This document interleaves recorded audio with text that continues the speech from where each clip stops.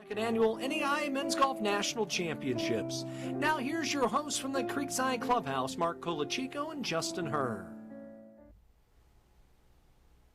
Thanks for joining us on Sunset in Salem, coming to you live from Creekside Golf Club, and we are in the clubhouse. I'm Justin Herr with Mark Colachico, and kind of a overcast evening out there as we look at what yesterday was, and quite a bit different out there today. Definitely it was. A lot of rain in the morning. Not enough to really slow play down, but I think it was enough to affect the scores as we see, as we'll talk about soon here with the team leaderboard. So a little bit different in the morning. Rain throughout most of it, and then clear skies after that. So Oklahoma City, who's our leader currently, they had the advantage of playing with not a lot of rain. Yeah, right now Oklahoma City, the team leader.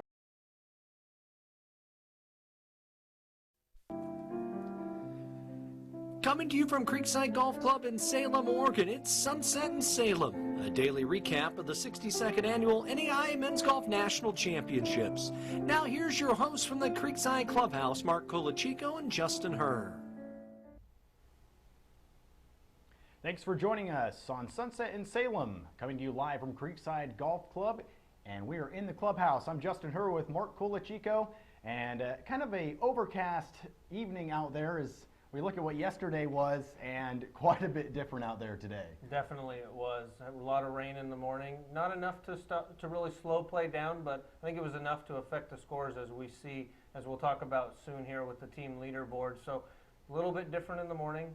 Rain throughout most of it, and then clear skies after that. So Oklahoma City, who's our leader currently, they had the advantage of playing with not a lot of rain. Yeah, right now Oklahoma City, the team leader at 11 under, they're actually almost done for the day. They're at about 17 right now. They'll be done here pretty soon, but they are the big-time leader in the clubhouse for the team as they're up right now. The next team closest to them is Grandview University at +6. So 11 under to +6, that's a pretty big cushion for the other teams to try and overcome in the next 2 days. Yeah, and you talk about that cushion, a 15-stroke cushion from first to second, and then there's even a 5-stroke cushion from second to third. Yeah. So some teams are really going to have to shoot some low scores over the next few days to even challenge Oklahoma City in first, as you said, at 11 under, and Grandview in second, and they're 6 over. And we looked at the weather for the next coming days, and it's going to be basically the same as what it was today.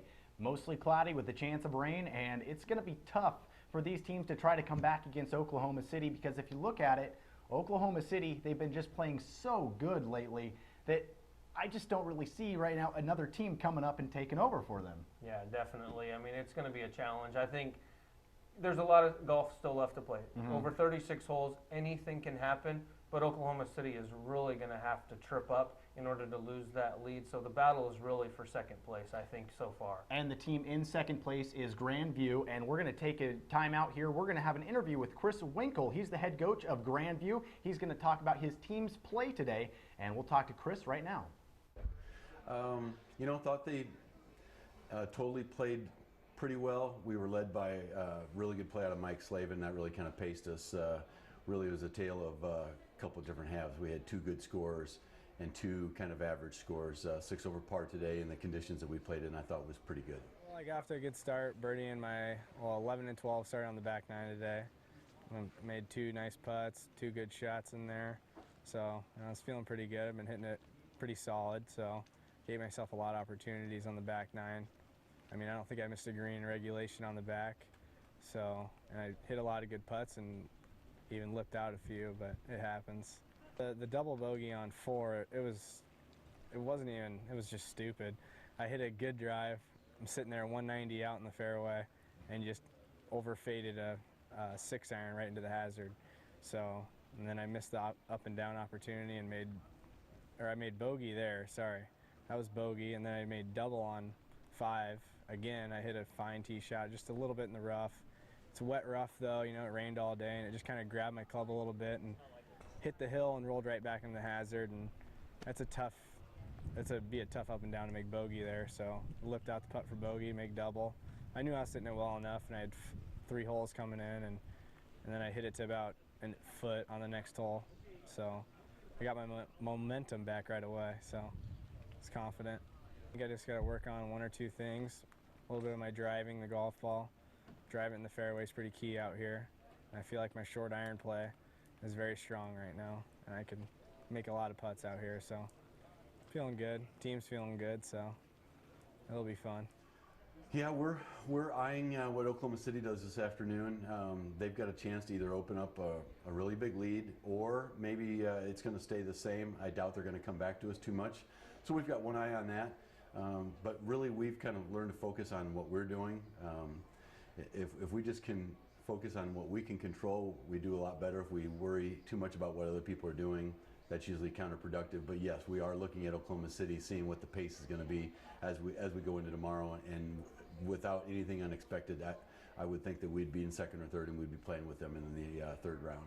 Talk a little.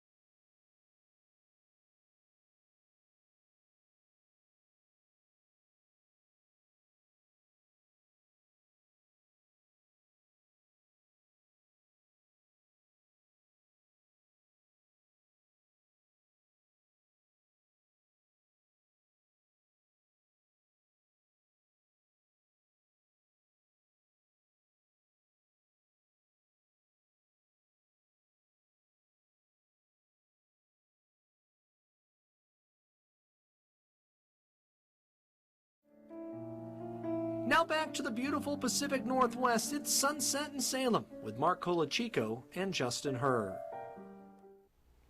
And we're back to Sunset in Salem. Justin Herr alongside Mark Colachico. And Sunset in Salem here at Creekside Golf Club. We're with the 2013 NAIA Men's National Championships for golf. And we're now going to talk about the individual leaders. And we saw one of the guys that's closer to the top. It's Mike Slavin, and he's in 4th place right now. And it's pretty much down to Oklahoma City guys, but Slavin's still in there. He's got some room to work, but being in 4th place, at least he's giving himself a shot right now. Yeah, and that's the main key, is you've got to give yourself a shot. It's a bogged leaderboard. We've got Anthony Marchani, who we talked to yesterday on the show, at 6 under currently, 2 under on his round. He's followed by Adam Loran of Cal State San Marcos. He's at 5 under, 3 under in today's round. He just finished, actually, so he's in tied for 2nd place with Sondre Ronald from Oklahoma City. So as you said, Oklahoma City pretty much owns obviously the team leaderboard, as we talked about earlier, but they also are owning the individual leaderboard as well. And I mean, if you look at it even further, there's 4 guys in the top 10 right now for Oklahoma City in the individual alone. So I mean, they're out there right now, and they're dominating this course. It's kind of hard to believe, because we did talk about the weather being completely different than what it was yesterday. We expected scoring to maybe be a little bit down, and we're going to talk to one of these guys pretty soon that had a really good day, and that was out there, Dylan Davis, Davis Garner, excuse me. He shot a 4 under today, and that was the best score in the clubhouse individually today. I don't know how he did it. Well, and that's kind of an interesting story, because when you look at the scores, a lot of these guys they'll put up a good score, and then the next hole might be a little bit of a hiccup, and then they'll come back. He didn't have a black number all day.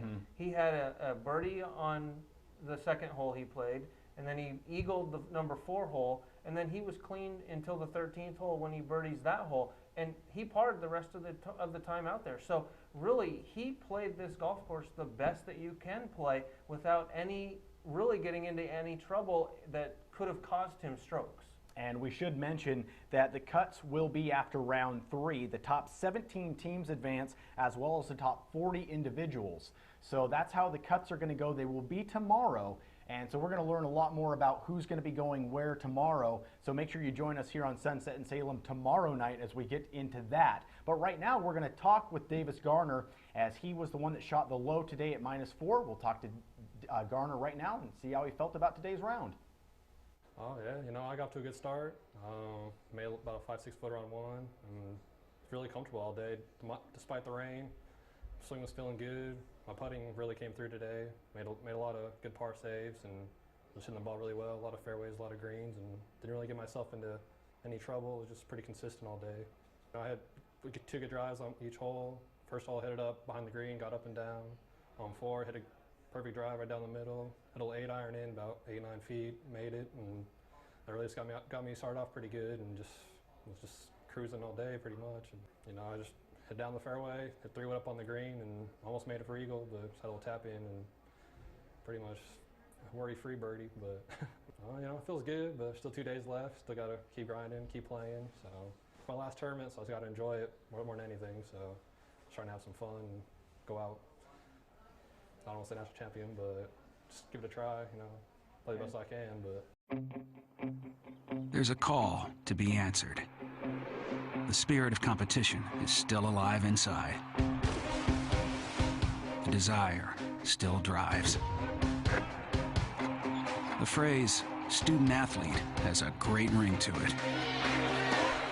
Lasting friendships are ready to be made. You just want to keep playing. Game on. Learn more at naia.org. Sigh. Hey, ergonomic desk chair. Something wrong. I'm useless, bed. With Red Lion's improved wireless internet, I never get sat on anymore. People just work on their laptops wherever they feel most comfortable. Well, don't look at me. I haven't been emailed from in days. Guilty. The Cascade Collegiate Conference, proud members of the National Association of Intercollegiate Athletics. With member schools in Washington, Oregon, and Idaho, student athletes enjoy the balance of exceptional academics and quality athletic competition. The Cascade Conference offers championships for men and women in soccer, cross-country, basketball, golf, and track and field, as well as women's volleyball and softball. Outstanding fan support, a sense of community, and a commitment to servant leadership can be found within each department of athletics. Established in 1988, the Cascade Collegiate Conference has a rich history and continues to be ranked among the strongest conferences in the NAIA, with countless national appearances and multiple individual and team national champions. With a blend of private and public institutions offering a wide array of degree programs, athletic opportunities, and extracurricular activities, conference schools are committed to the overall development of their students. Visit cascadeconference.org. The Cascade Collegiate Conference. Exceptional academics, quality athletics. Now back to the beautiful Pacific Northwest. It's Sunset in Salem with Mark Colachico and Justin Herr. Again, thank you for joining us on Sunset in Salem. It's a daily recap from the 2013 NAIA Men's Golf National Championships, and we want to say thank you to the NAIA for Salem, the Cascade Collegiate Conference, Corbin, and Stretch Internet. All right, we're going to go ahead right now and talk about the NAIA Champions of Character Initiative, and for more on that, Mark? You know, NAIA is all about champions of character. They've got 5 core character values. Those are responsibility, respect, sportsmanship, servant leadership, and integrity. And the big thing that we like to do here at the NAIA is really focus on the Champions of Character Act and that servant leadership. All of our athletes here at the NAIA Men's Golf National Championships, they take part in a Champions of Character service project, and we had an opportunity today to bring some kids out from both Grant Elementary and Richmond Elementary. They were able to interact with the players, with the coaches. We had some really good talks by one of our Corbin University's former basketball coaches. So we're going to go ahead and go to an interview now we had with Lori Thomas, who's vice president at the NAIA. She's going to talk a little bit more about the NAIA's Champions of Character, as well as hear from a coach and a player that took part in the Champions of Character Servant Leadership Project. The 5 core values for our Champions of Character program are respect, responsibility, integrity, sportsmanship, and servant leadership. And so really, if you take it, we start with respect, and you lead from really everything internal. So when you have to respect yourself. So we start with the individual. We start about how you can be a good player, be a positive person in the sport. And then you go to responsibility, and you have a responsibility not only to yourself but also to the team and to the institution, to the community. And then you move on all the way to servant leadership, and servant leadership is about how you give back, how you go out in the community and how you serve the greater good and being able to share the leadership, share those core values with even younger kids or just any sport that you're in. So it's really all about moving from individual to team to outward in the community. Yeah, I believe the champions of character thing, it goes hand in hand with golf. It's all about the, being able to overcome a hardship or same thing in real life. Hitting a bad shot, not being able to, being able to get past it and move on, and it also, teaches you a lot of character. It teaches you a lot of manners. It teaches you a lot of, just things that are good for, things that you can use everywhere. Coming out here today was, these girls, you can see the kids right when they walked out, their eyes were just like, they all jammed up, and they were just so pumped to get out here. And what they were doing, when they just so ready to try and so ready to do that. And I just remember when I was young and doing the same thing and having older kids, like my age, teaching me and how much I looked up to them and loved them and, aspired to be like them. And, being able to now be that person is like, it's awesome. It's actually better than I thought it was going to be, It's easy to have good character when things are going well. But in sports, things aren't always well. Things aren't always perfect. And so when there's a moment, there's a weak moment, I always say that's how your character is truly defined, is the moment of weakness. And so that's what we want our student athletes to understand that and to be able to handle themselves appropriately. And then they go out and they're the next coaches, they're the next teachers, and that's what the whole purpose of it is. Once upon a time, as coaches, many years ago when we were players and our current players, they understand the importance that one day they were that age as well. And you put a golf club in somebody's hand or any type of activity that you get the kids involved in, I think is important to help them. I feel that when you do reach the collegiate level, I think you owe something back to the community, to those that helped you get this far in the first place. Through what we do on a daily basis in our campus community, within the community at large, and within the athletics department, I think it's important to reflect on those core values on a daily basis.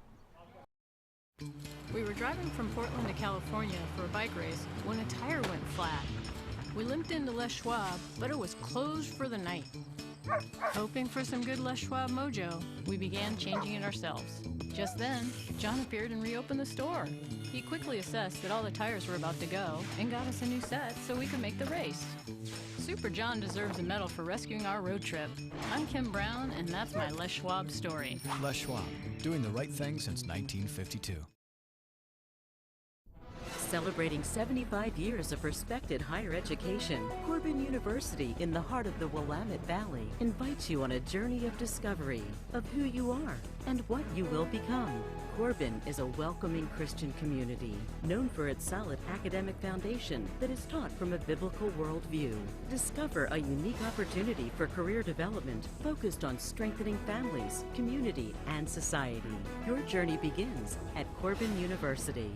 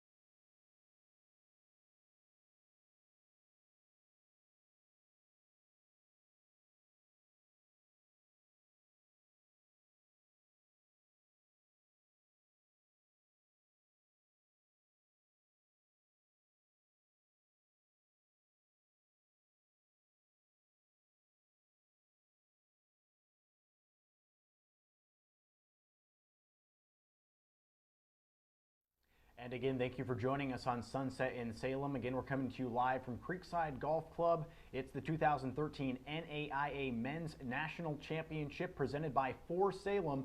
I'm Justin Herr alongside Mark Colachico, and we're going to go ahead and start wrapping things up. So we want to kind of recap what happened today as we looked at the clubhouse right now, and we kind of have a different leader now. Was it Loran, right? Yep. Yes. Okay. Adam Loran from Cal State San Marcos and Sondre Ronald from Oklahoma City. They're tied at 5 under. Anthony Marchani, who was yesterday's leader, finished his round today. He's even par at 72, so he's 4 under for the tournament. So technically he is the leader in the clubhouse, but we do have 2 players, both Loran and Ronald, still out on the course, so anything can happen. And as we saw with Marshani's score going a little down, it also took Oklahoma City's score down overall. They are now at 10 under, so it looks like they just got a stroke back. So they're 10 under. They were just at 9 under. So we're getting live results here as we go as well. So it's kind of fun to see what's happening out on the course. Right now it's getting a little dark out there. We're going to kind of expect the same weather as we did yesterday, but as you can see right outside right now, it's not raining like it was this morning. It's actually a pretty nice cool evening out there, but we're going to expect more rain probably coming in tomorrow, and we'll have to see how that affects tomorrow's scores. Yeah, I think that is going to affect tomorrow's scores. I think the more rain we get, the slower the greens are going to be, the slower the fairways are going to be, the rough is going to be much thicker, which I think is what really we saw today. When that rain came in this morning, as soon as we stepped on the course at 7 a.m., the rain started, and it really didn't stop until about 2:30 this afternoon, and it was steady. So it was always pounding on the rough, pounding on the fairways, pounding on the greens. So it made everything slower. As we said, made the rough thicker, so a little bit harder to get out. We were watching somebody before we came on that just pretty much airmailed the green on a chip. So I mean, it's tough, and that's the way that this course was designed. When Peter Jacobson designed the Creekside Golf Club here, that was what he wanted to do. He wanted to grow the fescue long, make it thick, make this a challenging golf course so that it could host a championship like this. And that's what the NAIA National Championship is all about. You're not going to come here and run away with this. Oklahoma City's making it look like they're going to run away with it, but their score's fluctuating. They came in, as we started this show, they had a 15-stroke lead. It's now down to 11. So they've come back a little bit. They are playing the backside, which is a little bit tougher. So it's going to be a tough day all around. Now, if you're playing tomorrow, when do you want to come in and start playing? Do you want to go early in the morning, or do you want to be one of those teams or individuals that tees off in the afternoon? Because we look at it this morning, the rain, it's probably going to be pretty much the same. So who has the advantage going into tomorrow, the morning tee times or the afternoon tee times? You know what? I don't think it really matters. I don't think when you play. I think it's who you play with. Okay. We're going to repair tomorrow, as we said earlier. There is not a cut after today. On the PGA professional level, there is a 2-day cut. At the NAIA level, the national championships, they cut after the 3rd round. So we're just going to, the teams are going to be repaired according to score. The top teams are going to play with each other, and the top individuals are going to play with each other. So that's really what, if I'm a head coach right now, that's what I'm thinking about. Who am I playing with? It doesn't matter when I play, it's who I play with. If I'm Oklahoma City, I know that I'm going to have a shot at playing against Grandview and possibly Bellevue from Nebraska. So how do I match up? But you know what? The game of golf isn't a me versus you. It's me versus the golf course. How am I going to step out? How am I going to help my team? How am I going to prepare myself to play this golf course to the best of my ability so that I can help my team take home that national title at the end of the week? Well, it's almost a me versus me mentality you have to have as well, because you are playing with the team, yes, but you're also looking for your individual scores, which you look at the guys that are in the top 5 right now. They all have a chance at winning an individual medal here.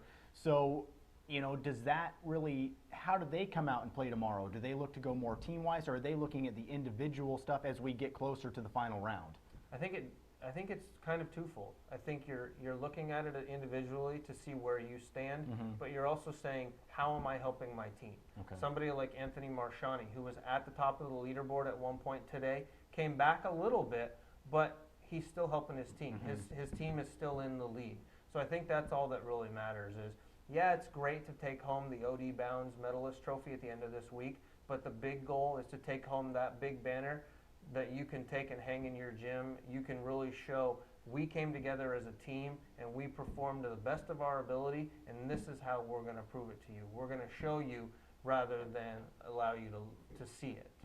And we have more information on the tee times, as we're not quite sure on the pairings and everything yet. It's going to, that'll come up a little bit later, but we do have some times that we can give people and let them know when teams are going to be teeing off tomorrow, and you have those. Yeah, definitely. And those times are going to be, we're going to start off the first hole at 7 and 7:20.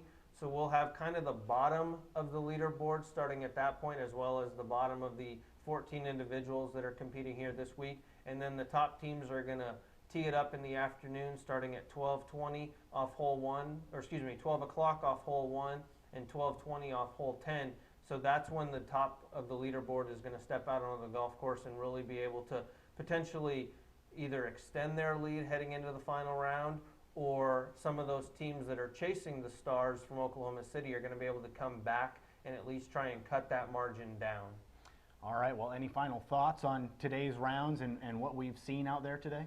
You know, I think one thing is, last year here at Creekside, we had a real dogfight for the top of the leaderboard between Oklahoma City at the time and Oklahoma Christian, who's now left the NAIA for NCAA Division II.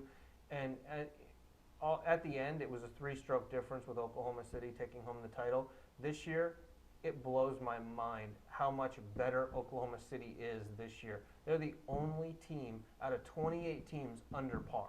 And we should also mention they have 4 individual players in the top 10 in individual scoring, and that's why you see them at the top of the leaderboard. Yeah, and that's the big thing. In a 5-team format, as we play here, you knock out that high score. And when you can knock out of 72, you've got to take that anytime. Yeah. And that's going to propel you to the top of the leaderboard. And Grandview is a good example. They had a guy today that went 1 under par in Mike Slavin, as we heard earlier today. But everybody really stayed bottlenecked as a team, and that's how you score well, is all your guys have to come in within 2, 3. You can go maybe as far out as 4 strokes difference, but you can't get much further than that. If there's a gap of more than 4 strokes between players, that's going to drop you down on the leaderboard. And I think Grandview and Oklahoma City, and I think a lot of the top teams up near the top of the leaderboard, that's the way that they do it, is they put together, their coaches put together a core group of 5 players that can go out there and really take advantage of being a team. Yeah, and they have to on a course like this, because it's, you know, this isn't just your run-of-the-mill average course. I mean, you said it. It is a PGA Tour player, you know, designed this course, Peter Jacobson. And as, again, we look outside and we see everybody milling about out there, as some of the teams still out on the course and coming into the clubhouse. I think we've got just a couple teams out there, and teams are starting to wrap it up out there as we're getting closer and closer to the finish of day 2. Really want to thank you for joining us here on Sunset in Salem. It is a daily recap from the 2013 NAIA Men's National Championships presented by For Salem. Again, we want to thank For Salem, of course, the NAIA, the Cascade Collegiate Conference, Corbin University, and Stretch Internet. Thank you for joining us on day 2. We'll be back here for day 3 at the same time tomorrow night. For Mark Colachico, I am Justin Herr. We hope you have a great night, and we'll see you tomorrow.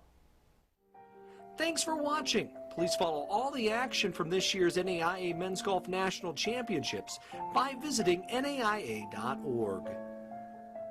Completely shut down.